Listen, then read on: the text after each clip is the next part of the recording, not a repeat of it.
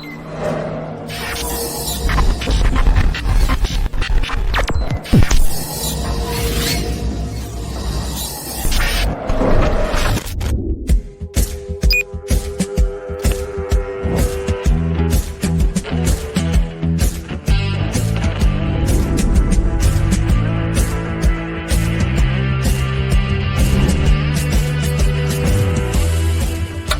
morning, everybody, and welcome to Tuesday Training. I hope you're having a fantastic week. As always, we are live from Austin, Texas, right here at Insurance Syndicate headquarters. And man, we have a great show for you. Good morning. Happy Tuesday. Hope you guys are doing fantastic out there. I guarantee you I am, and ready for a good show. We're going to pick up from where we left off last week. If you were with us last week, we talked about, other than some news stuff that we covered, right? Things that are going on out there. There's not much news to really talk about today, at least in regards to the Medicare space. If you see some interesting news out there in the insurance world or Medicare world that you maybe have some comments on, feel free to drop it in the comments. Maybe it's something we can chat about for a minute. But I didn't see much new news that is worth covering. So we're going to pick up from where we left off last week, talking about some of the trends and challenges that we're facing in our current Medicare, modernized Medicare market or Medicare world, as you might speak, and the independent agent playbook, right? I talked about this last week in regards to how our market is changing in all kinds of ways. And for some agents, they are finding that maybe it's the time to exit. For some agents, they are maybe finding that it's more challenging.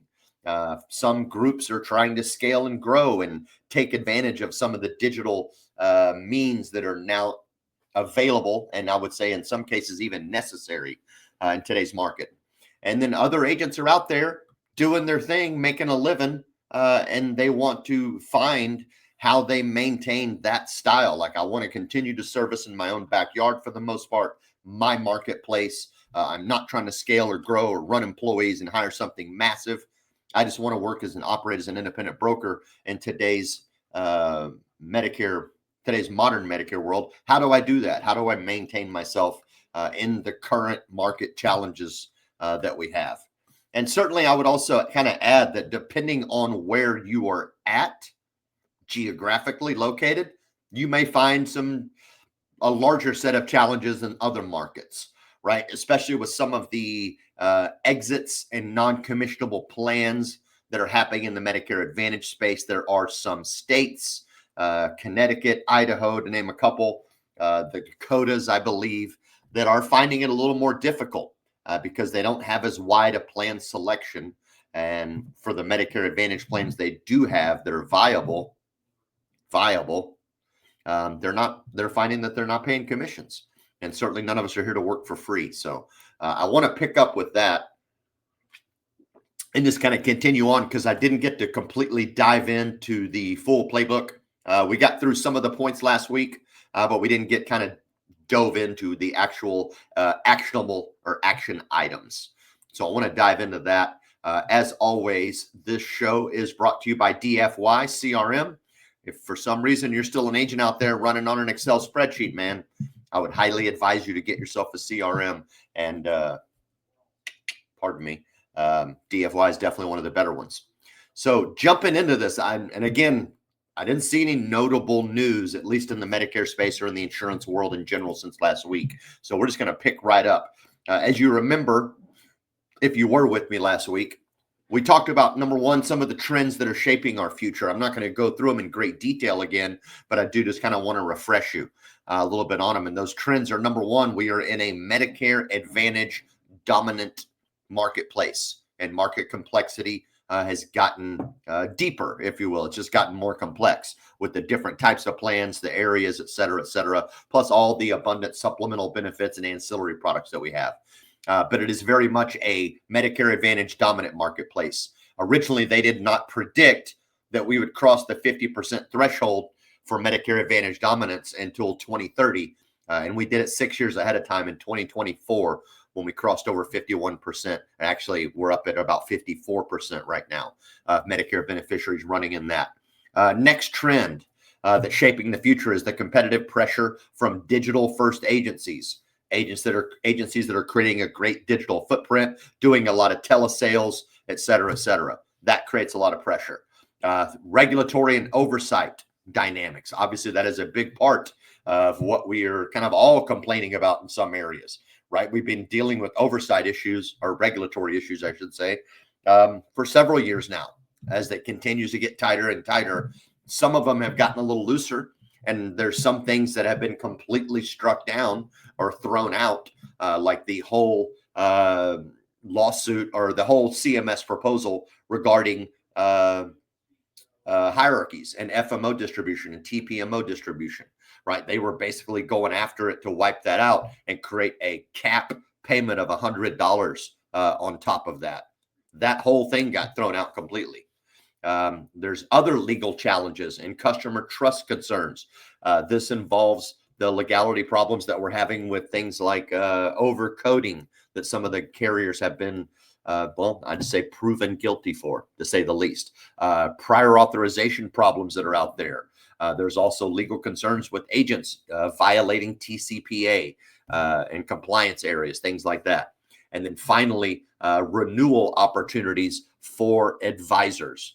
And the reason that is a challenge is, again, because a lot of these Medicare Advantage carriers in some space, and even Medicare supplement carriers in some areas, commissions are getting harder to just maintain in renewal mode, because either they're taking away your commissions from you, or the plans are exiting and you're having trouble keeping people on the books in a long-term situation. So renewal opportunities become more of a challenge, right? And then we talked a little bit about just kind of the basic playbook. Like, hey, if I'm the independent agent that wants to go out there and continue to build my brand, I want to operate in my marketplace of kind of a limited number of beneficiaries in some aspect.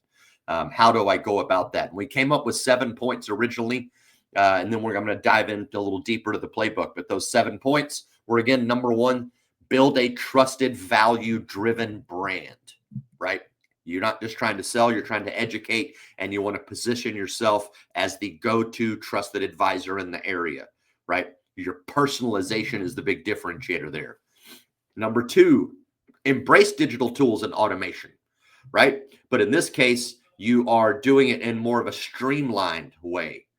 You're not trying to build a massive digital marketplace, but you are like, how do I adapt to digital without overextending myself?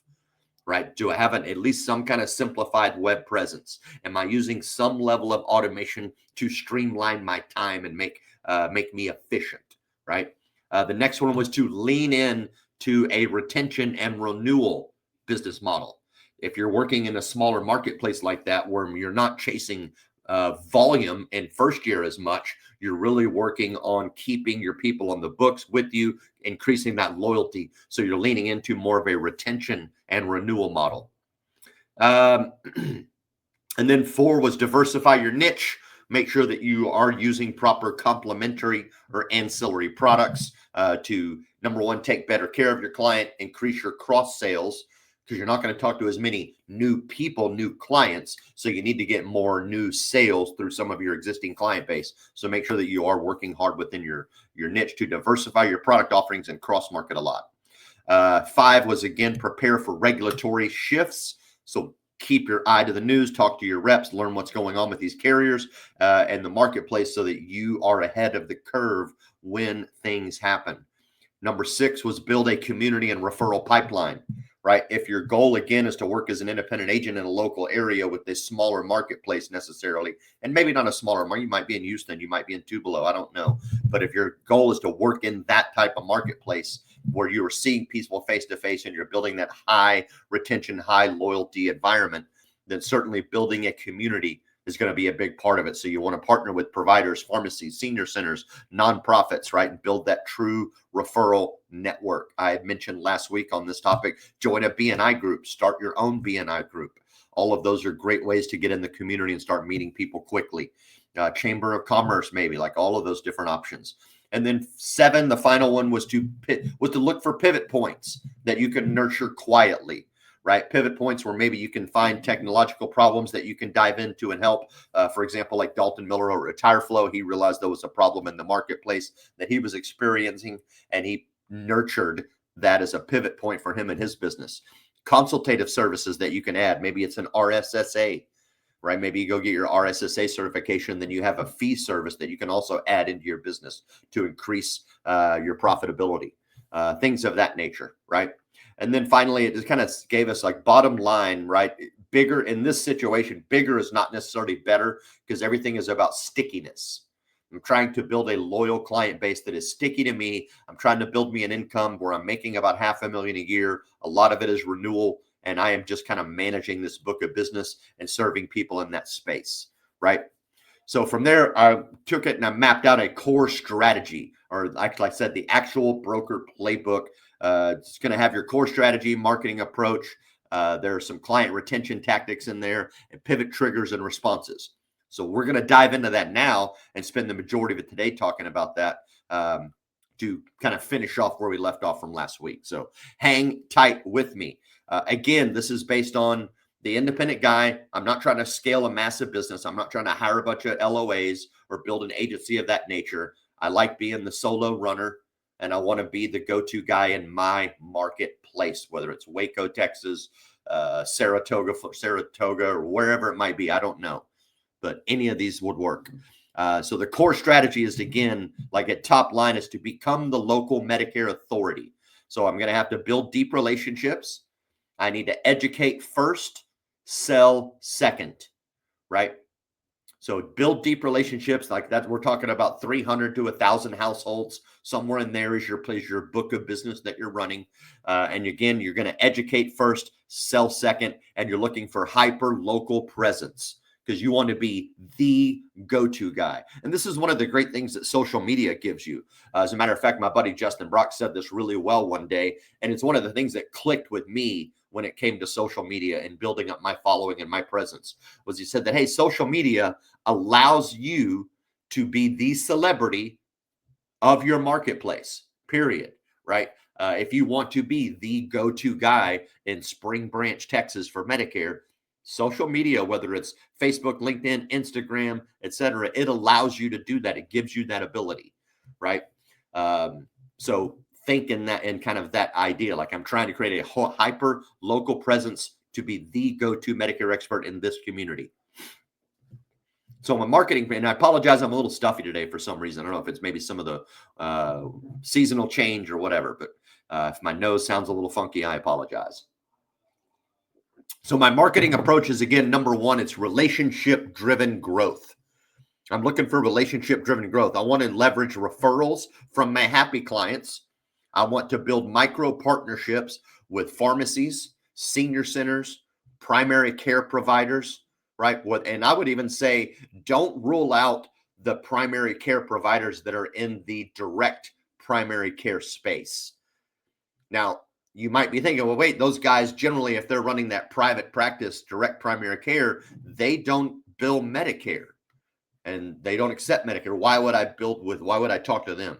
Because there are ways that you can, because some of them have Medicare patient panels. And there are ways that you can teach a Medicare beneficiary how to maintain their relationship with that direct primary care provider that they really want to use as their primary care physician, even though they know they don't accept Medicare. But you can help them build their Medicare benefits to make that complimentary for them. Maybe I should probably do a class on that one day. It's not that hard. As a matter of fact, we've had a direct primary care guy on the show. We did an interview with Nir Patel and Angel Salcedo, I think last year, talking about direct primary care, why it is disruptive in the marketplace. And I believe we even dove into like how you can still leverage direct primary care with your Medicare folks and show them how they can still use both. But anyway, getting ahead of myself there. So again, relationship-driven growth. You're looking to build those micro partnerships, pharmacies, senior centers, primary care providers, financial advisors, elder law attorneys, right? Anybody else that talks to the same marketplace you do, right? But with alternate product lines or alternate services. You want a low-cost digital presence. And so we're talking about a simple, clean website, probably a one-pager now, because the way that websites are designed, like you can just scroll on the website. You don't need a short page that goes to another page and another page. Like you can build it all in one. This is who I am. This is what we do. Here's how you contact us. Here's some testimonials. And maybe have a lead magnet on there for something that you can utilize, right? Obviously, your Google business profile, you must have that set up. That is an absolute requirement if you're going to work in this fashion. And then you need authentic content for Facebook. You want to do some simple Facebook Lives here and there, talking about Medicare updates. Probably create some quick explainer videos that are answering FAQs about Medicare.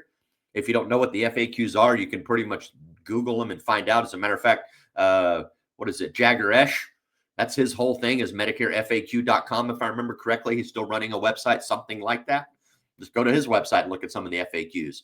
Or if you're on, what is that, Medicare HubSpot or something to that effect, I can't, Medicare Hub, where people are asking questions and answering them. Those are all some great ways, right? This is going to get deeper, so stay with me. And then certainly don't shy away from running local workshops or webinars. This is one of the things that I love about what Justin's team does over in Tupelo. They're in a really small area. They run a massive shop that sells in multiple states, but they are still the go-to people in Tupelo as well. And they run outstanding, just local workshops, talking to their community on a regular basis. So if you're trying to be that go-to guy, that is definitely going to be in your playbook. Moving on real quick, some client retention tactics. Pretty simple. Annual coverage reviews. You need to reach out before AEP every year. That's where we're at right now. Your touch points would include birthday calls, plan updates, and newsletters. Value add cross sales during all these retention calls and touch points. You need to be included every time you reach out to do any kind of client retention activity. Once you know the immediate purpose of your call, that retention, once you know that is tight, your next, like in that same phone call, you should be setting up a value add cross sale, right? 100%. So in all of your touch points, birthday calls, plan updates, newsletters, AEP review appointments, whatever they are, you should be injecting some cross sale, some opportunities in there, right? And the rule of thumb is simple. It's cheaper to keep one client than it is acquire a new one. So you're building loyalty, right? Those should pretty much be the pillars of your client retention tactics: annual coverage, high touch points, value add cross sales, and keep that rule of thumb in mind that it's cheaper to keep a client than acquire a new one. Okay. So jumping into that, we are going to dive into the 12-month survival and growth calendar based on this playbook. Again, so for some of you that may be jumping in and haven't been following along the whole time, this is a playbook based on the independent agent that just wants to work by themselves, build a good presence, run their business, build a great client book, somewhere probably around 500 to 1,000 clients that they manage and make a great living for themselves. So we actually calendared this out, right? So if you were to maybe approach this, I mean, if you're approaching it now, then obviously the first line of business, if you're not brand new, like if you already have business, is to start with your retention game and that AAP review, and then you're going to move into it. But pretending that maybe you're smaller, you're newer, and things are really just get going for you, we mapped this out starting in Q1, January through March. So Q1, January through March, you were looking to build your foundation. Your goal, even if you're new, like if you already have a book of several hundred clients and this is your go-to, like, no, this is absolutely the direction I want to go. I want to work by myself. I'm kind of a loner, Dottie, a rebel. I want to work by myself, build my client book. I want to work 4 or 5 days a week tops. I want to make a killer income, and I don't want to have to work the weekends, and I want to be able to travel when I want. Like that kind of a lifestyle. 100% achievable in this business. Like people are already doing it. And so it's not out of the question by any means. So, and that's the playbook that we're looking at. So Q1, January to March, you're going to build, or I would even say strengthen your foundation, right? So I'm looking to set up systems and prepare for the rest of my year. In January, I'm going to take time to sit down and review my entire book of business. If you don't have a CRM, this is going to be really hard for you, by the way. I hope you have a really good Excel spreadsheet if you don't have a CRM, but you need to be able to review your entire book of business. And I know you hear us preach about CRMs on here. Like I know a lot of the carriers, you can log in and you can pull your book of business from United Healthcare or Mutual or whoever it might be that you're working with, but I wouldn't rely on that. I would never rely on that. Always keep it yourself. So again, number one, in January, I want to sit down, review my entire book of business. And the number one thing that I'm looking for I'm looking for possible problem clients. And I don't mean problem clients like they're a pain in your ass. I mean clients that are likely headed for problems, and you need to get in touch with them quicker because there are problems with the plan they have. There's likely going to be problems with the plan they have. Maybe the plan you've noticed is really not the right plan for them and there's some better options. Whatever it might be, look for potential problems with some of your clients and look for all of your cross-sell opportunities and start identifying those. Next, you're going to audit your digital presence, your website, your Google business profile, and your social media. What do you have? Do you have anything? Is it any good? When you go to your Google My Business profile, does it have good photos included? If you have a brick and mortar of any sort, does it have photos of your brick and mortar? The inside, the outside, what's it look like? Right? Does it have some advertisement type stuff, who we are and what we do? Like, is it built out? How do you have any kind of a social media profile? Next, in January, set up or refine your CRM.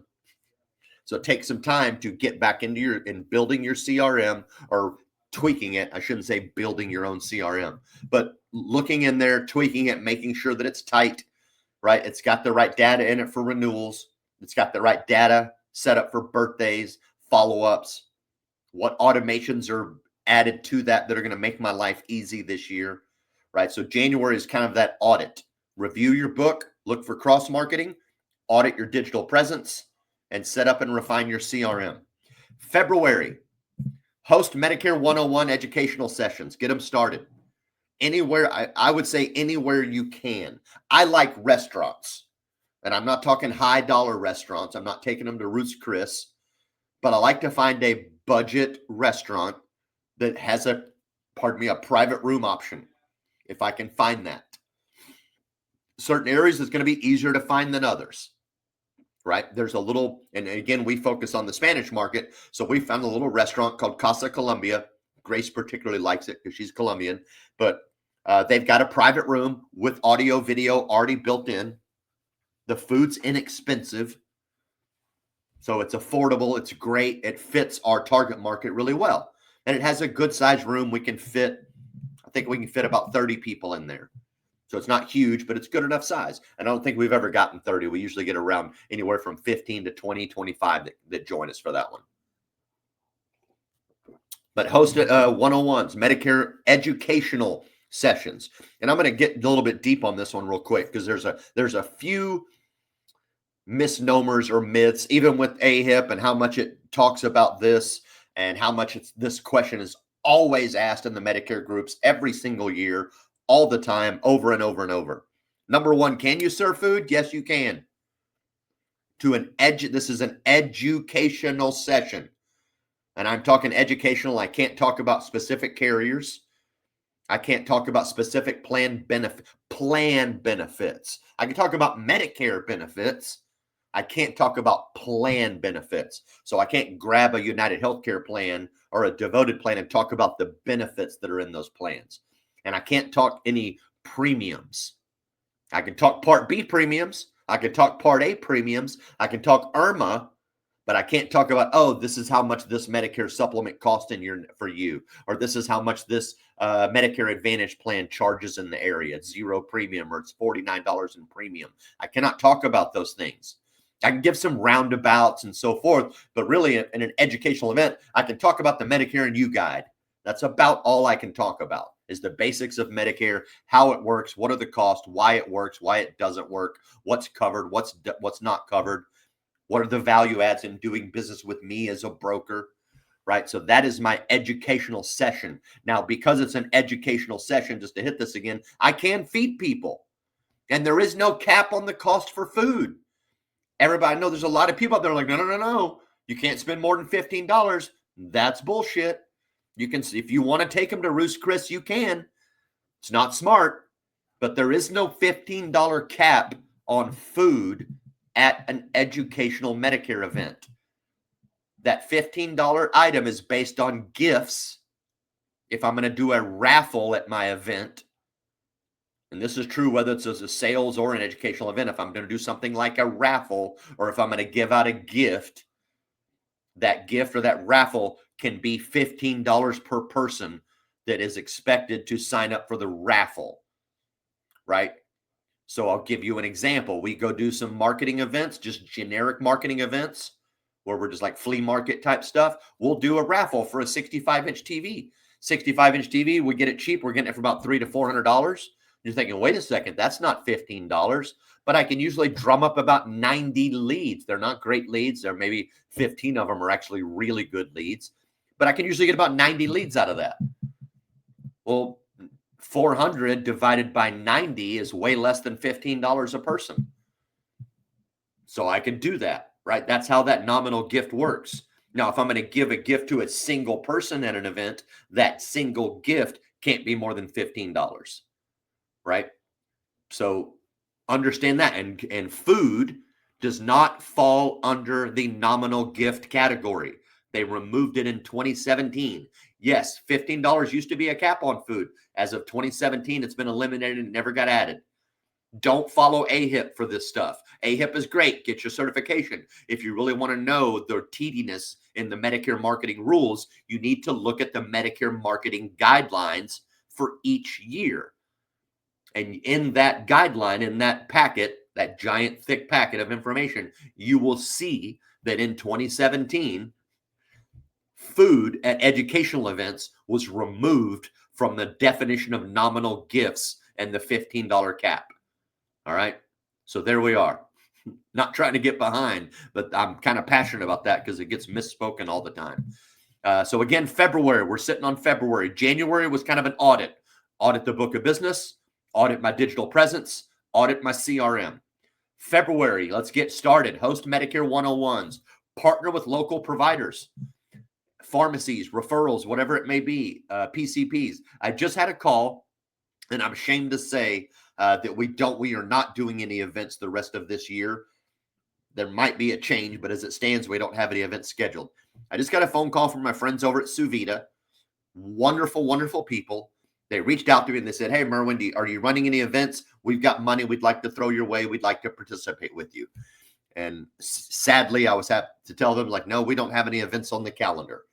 We're really busy diving in to our telesales strategies and our presence there. So we're focused pretty heavy on that space, and we're in a pretty good retention mode this season.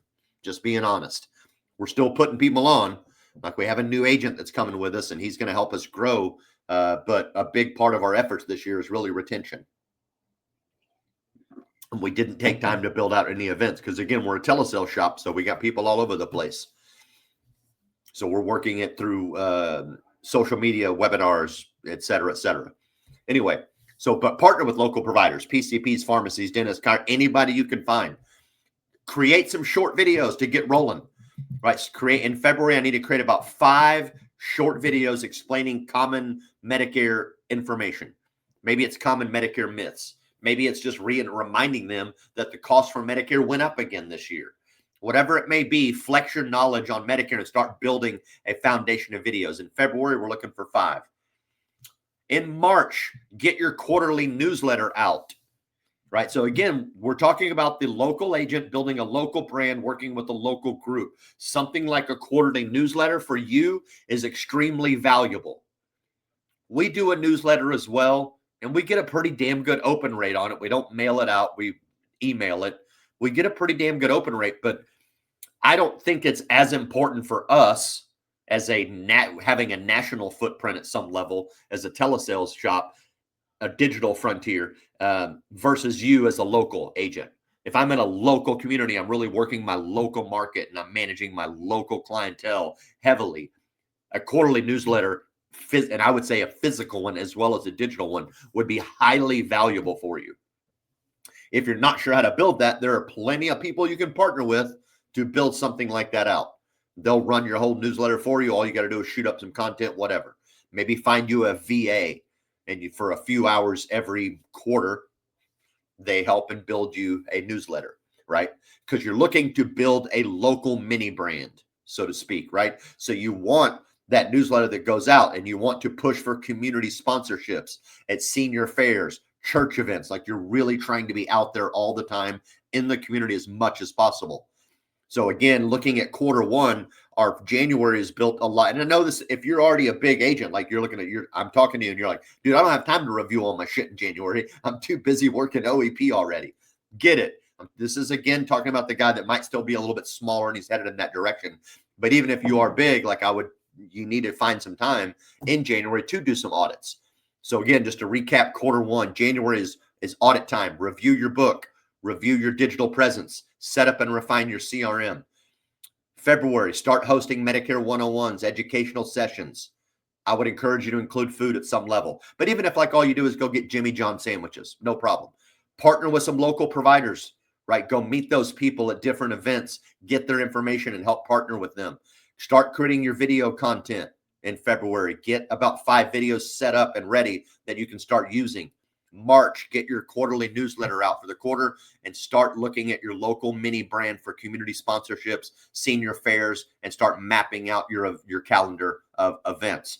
Quarter two, our goal in quarter two is to really start growing our referrals more and more. So our big goal is to deepen client relationships and really generate a steady referral flow. April, we want to reach out to all of our clients and offer a simple spring Medicare checkup. This would be similar to what you're going to do during AEP, but what I'm really looking to do in this space is cross market and get referrals, right? Because if I'm doing a spring Medicare checkup and I'm doing this in April, OEP's over, AEP's over, unless I have T65s that I'm running through IEP. For all intents and purposes, for the most part, there's not much I can do with them on their primary plan. But I can find out how they've enjoyed their service from me, how they've enjoyed their plan so far, what gaps are we finding? Do I need to get some hospital indemnity for this person? Is this person ready for a cancer policy? Are they ready for a final expense policy? Is their younger spouse ready to get on Medicare? Do they have friends or family ready to get on Medicare? Right? It's just a touch point, right? So don't when I called it spring Medicare checkup, understand like I'm just using that as an activity name. We know that like there's not much we can really do with folks come spring from April to June when they're already in the Medicare system, but it's a touch point and a reason to call, right? A lot of times I think agents ignore their clients because they're like, why am I calling them in the first place? You're calling them because you just need to create a touch point. So I just labeled spring Medicare checkup. Just call and start reaching out to them and say hello. Ask them how they're doing. And if you do have going back to like, again, if you have a CRM, you're keeping good notes on them. So when you're doing that spring Medicare checkup, you're saying things like, hey, how's Tommy? Last time I talked to you, you said Tommy was graduating from Baylor. How's that going? Is he working now? You had mentioned that he's got a job. Like, how's your daughter? How's this? How's the dog? How's your husband? Like, have those types of conversations. That's really what you're looking for. And through that, you will get the extra referrals. Through that, you will get a deeper relationship with your client. Through that, you will discover more product needs and you will build a very tight relationship.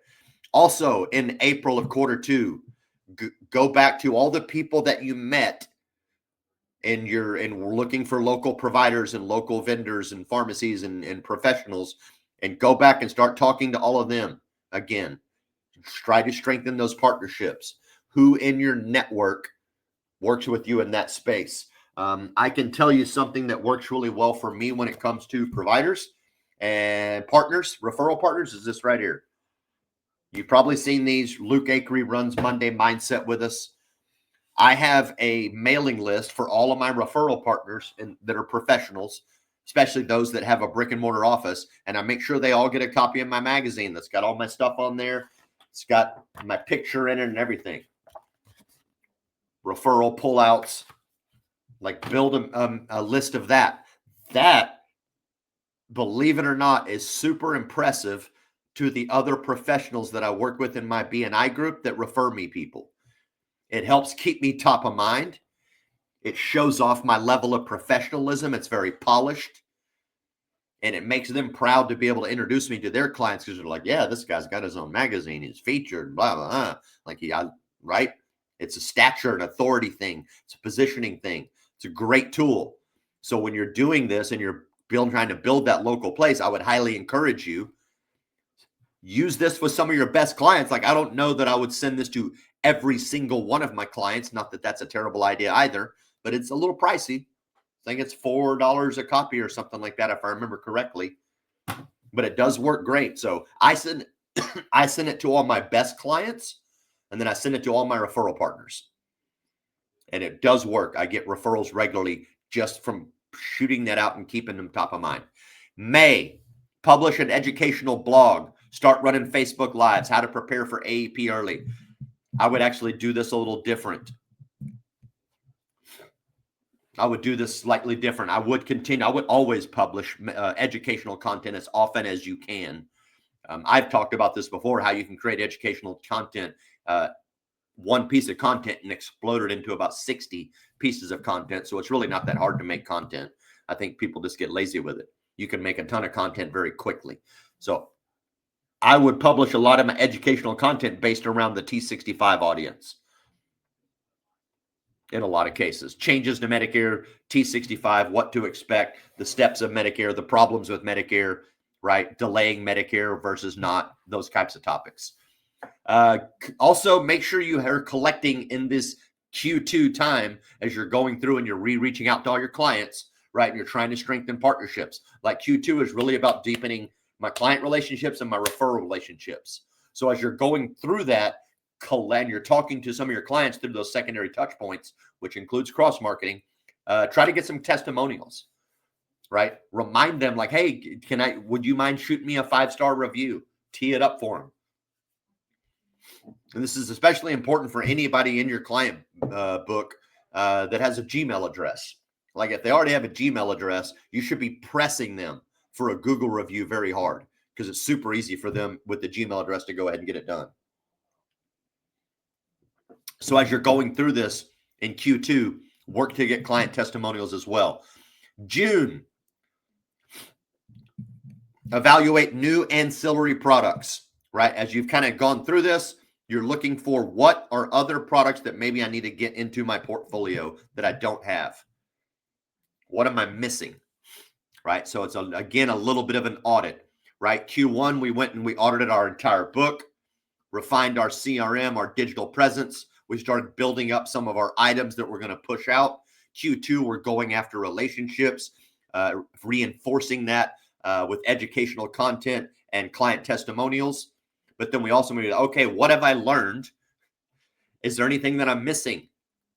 Do I need a better dental product? Do I need a better hospital indemnity plan? Do I need to boost up my portfolio? Because as we get into Q3, things start to ramp up.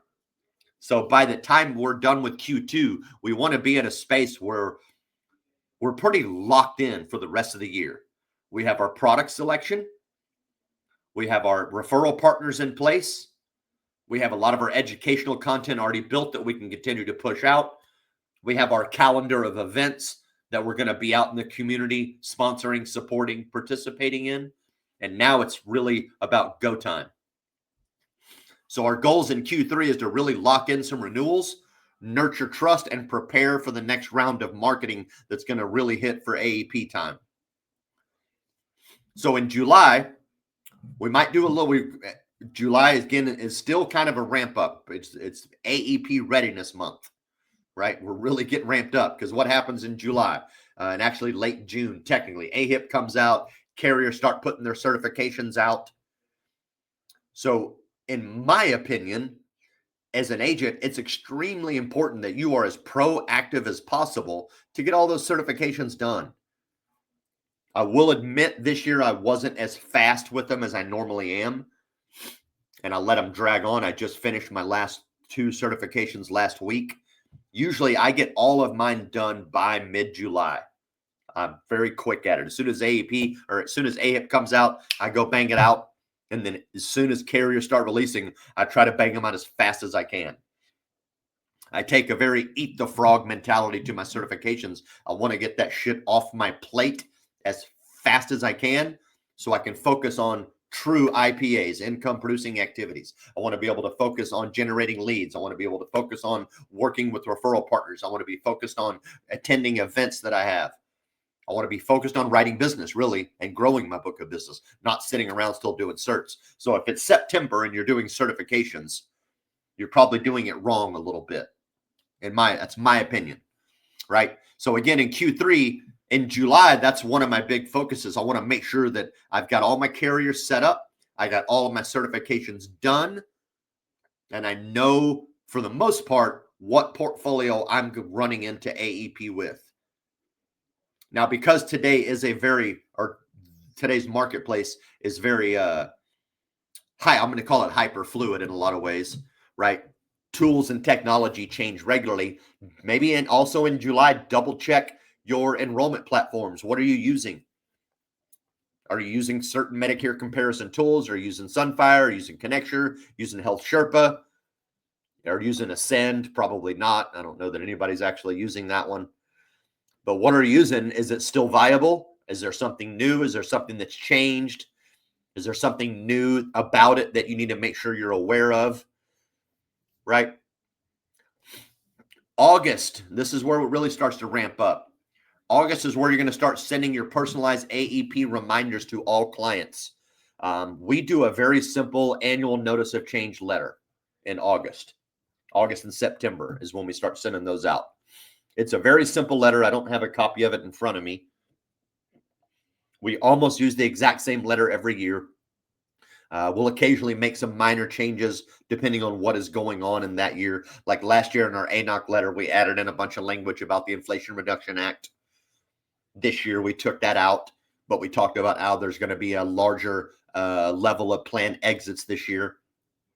And to go ahead and do all we're trying to do, we're not trying to scare them. We're just trying to say, hey, we're looking out for you. It's that time of year where there are changes to Medicare that happen. These are some of the changes we're expecting. Scan the QR code and go ahead and schedule your annual review with us starting in October so that we can make sure that you're tip top for 2026. It's a pretty simple one. And usually we include a statement in there that even tries to console them. And like I said, we're not trying to make it a fear-mongering letter, but we're like, hey, in most instances, a change is not necessary. But if you've experienced a change in your doctors, your prescription, your medication needs, or your health conditions, we would definitely encourage you to schedule a plan review. This year, we threw some extra language in there in regards to some of our expectations with plan exits, increased cost, reduced supplemental benefits. So we mentioned some of that, like based on some of the market changes, these are some of the negative results that you might experience. So to get ahead of the curve, go ahead and give us a call to schedule your plan review or get on the calendar, right? So that's August. Prepare a compliant, friendly marketing plan for yourself that you can do. Think about what are you doing for marketing. I don't know that there's any co-op this year. I haven't been offered it, and I haven't asked yet. It may still be coming around.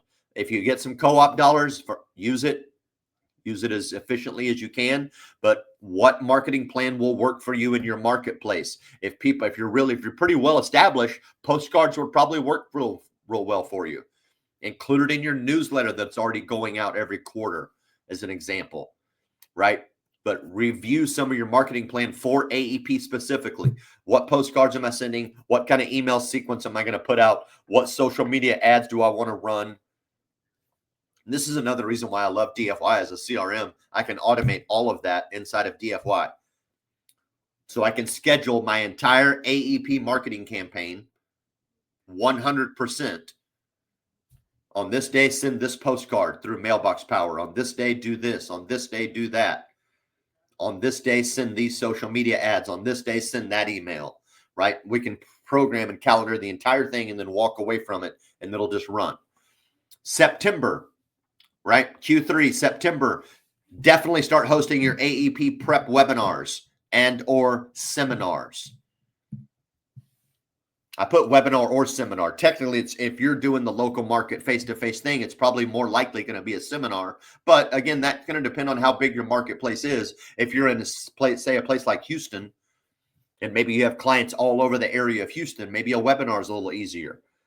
And you just reach out to all your Houston client base. Hey, I just want to get in touch with everybody. We recorded this great webinar. Record it for them. Let them watch it on their own time, right? Or host an actual live event. Audit your carrier's plan changes, right? Prepare your simplified cheat sheets for some of your clients. One of the things that I did recently when I got the notification from United Healthcare on commissions, I immediately looked at all of those and I mapped them to our book of business. And I looked for problems. I went through my entire United Healthcare book of business and used that. And I was like, okay, these plans are starting to experience problems. So now I have a high priority list of clients. Like, these are the ones we need to reach out to first, because they are either going to, we've already identified they're going to experience a plan exit, or we're beginning to identify they're going to get crosswalked to another plan that's not going to perform as good as the current plan. Right. So we went ahead and we went through some of that, and we built, based on carrier plan changes, we built a cheat sheet and a priority list for our clients. Which ones are of our clients? Which ones are the clients we absolutely need to make sure we get on the phone first? And then which ones are like, they're probably not going to need to change. They're pretty good, but we'll definitely still talk to them. That's all September stuff. Get it done, get it ready. Q4 is go time, right? For the most part, Q4 is go time. So October, you're going to take that prioritized list, right, that you built in September, and you're going to prioritize those clients. Get their coverage reviews scheduled as fast as possible.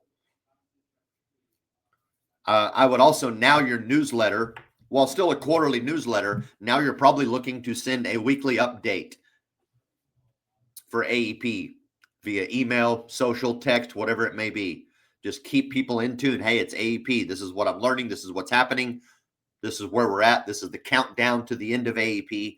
Keep that stuff running. October, again, is go time. November, if you still have new business, if you still have clients, so some of this, again, is going to depend on how big is your book, right? Like, for some people, when AEP comes, like, they don't have any time to go find new people. You know, and I mean, it's true. You get around 1,000 clients, like, it's hard to find new business as an individual agent. You're really focused on making sure you keep those 1,000 people that you have.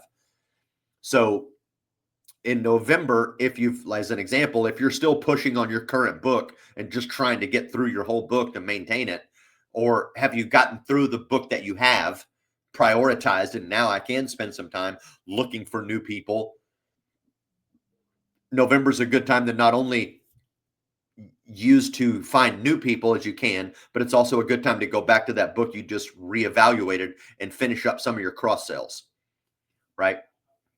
December is your year-end review, thank you cards. Obviously, AEP ends the first week of December. So December should be kind of the year-end review time. Maybe do a year-end review webinar that builds goodwill and trust with your client base. Hey, I just wanted to thank all my clients. This has been a crazy AEP. These are some of the things we saw. These are some of the testimonials that we had happen. These were some of the great words we had from our clients. I wanted to say thank you to all of you. Make sure you get them all a thank you card and evaluate on your own what worked, what didn't, man, and get ready for next year for the same type of thing. Moving beyond that, as far as just an ongoing habit, right? Kind of once I get that playbook down of each quarter, what do I need to be working on? Ongoing habits beyond that is you need at least 2 client touch points per month if you can. And that doesn't mean that you pick up the phone and call them twice a month, which is not a bad thing to do either. But I'm talking about email, text, call, or social. How can I touch my clients twice a month minimum? And I would say probably even more, but I'm recommending at least 2 per month on every client. Run a quarterly event of some sort. Could be customer appreciation, and some of this is going to depend on the time of year for you. Webinars, seminars, workshops, videos, right? Some kind of big quarterly event. 1 day a month. I put this in there. I don't know that this is hyper necessary, but at least once a month, you need to make sure you just review or audit where you're at in regards to compliance, technology, efficiency, processes, etc. As you nail down the processes that you found that work really well for you, document those as an SOP for yourself. Even if I know, and I'm saying this for a different reason, right? I know we're talking about, hey, I'm the independent guy. I'm not trying to scale something where I need to document SOPs. Maybe not. But you might be looking to wrap your book of business up in a nice bow and sell it later. So if you did have a little folder of SOPs of how you've run your business, that is going to increase some of the value in what you're doing, right? So even though you're an individual agent, you're not necessarily trying to hire another person. Document the SOPs that you found that work for you, because the next year you might need to do that again. And if you hadn't documented it, you might forget about it. That's also another big reason. So as you're going through your kind of your year-end review, document some of the shit that you found that did work for you, and revisit those in your ongoing monthly habits is kind of where I was getting at. And then again, repeat the process for the most part, right? We're going to repeat that process. And in Q1, again, we're going after revisiting our foundation. We're going to audit the book of business, audit our digital presence, right? Audit our CRM. February, we're going to start building our event calendars. We're going to start re-reviewing our time with local providers. March, we're working on mini branding, newsletter, community sponsorships.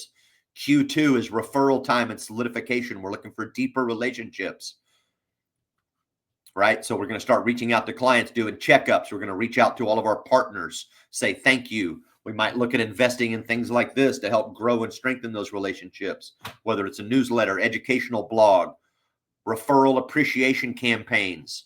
We're going to review our portfolio a little bit. Q3 is again is AEP readiness. What tools do we need? Are we ready to go? Do we have our marketing play in plan for how we're going to attack AEP? Timing, cadence, automations. Do we have our ANOC letters going out to our clients? Do we have any webinars or seminars that we're going to schedule in September to talk about AEP changes? And do we have all of the carriers information in yet that we need to audit? And then Q4 is go time. Prioritize existing clients in October. If we're still going through clients, great. But by the time we get to November, if we're still going through clients, great. But we need to start looking at cross sales. And are we maximizing the book that we have? December is your year-end review. Everything I just talked about, right? Get your thank you cards, year-end review webinar, everything that worked, document what worked, et cetera, and get ready. A few more items. I got a couple of minutes. Stay with me. We're almost done. Key tools for your independence. Key tools. A lot of this I've talked about already. So if you're thinking about tech stack, what kind of stuff do I need? Here's some recommendations. CRM, I'm already going to tell you DFY is my favorite one. There are other ones out there, Agency Block, Radius Bob, Go Guru, Agent CRM, whatever. I use DFY CRM. It's my favorite one. It's inexpensive. It works great. Most of the stuff's already built for you. Just plug in. Quoting and enrollment, Sunfire, Connecture. Those are probably the two main ones. I'm even starting to move away from Sunfire and look at Connecture more because of the new RetireFlow integration that makes it even faster. Simplified automation. If I have the right CRM, hopefully the automations are already built in, right? Otherwise, there are automation options you can use between Zapier, MailChimp, etc. But ultimately, I would say just get the right CRM that can build some automations in there. So again, I'm going to go back to DFY. For my local visibility, it's Google Business Profiles where it's at. Facebook as well, but primarily Google My Business. You want that profile and you want reviews. 100%. That's where your best local visibility is going to come up. Friend, again, these little section that I'm hitting right now is just key technology tools to help you with your independence. Compliance monitoring. This one can be a little hard because there's not a ton, at least that I've seen, there's not a ton of tools available to the independent Joe broker that are going to help you monitor compliance very well. So you're going to have to pay attention to CMS updates, regulatory changes, etc. Right? The better I am as an agent to understand what the regulatory environment is for what I can do, the more independent I can be, the more free I can be. Hope you followed me on that. And then finally, the bottom line, man, you don't need to scale big to win big. We're looking at a model based on retention over volume. We're going for referrals over cold leads. We're looking at education over sales. And we're looking at local trust over digital noise. Right? Fairly simple. Retention over volume, referrals over cold leads, education over sales, local trust over digital noise. Pretty simple. That is the day. That is the playbook for the independent broker that wants to stay savvy and relevant in today's fast-moving Medicare market. If you got any questions, hit me up. Otherwise, man, if I see any new news, I'll get it in the group. Chances are I'll just see you next week, and we will get ready to kick off. We're almost there. Be really close to kicking off AEP. Y'all have a great week. We will see you next time on Tuesday Training. Adios.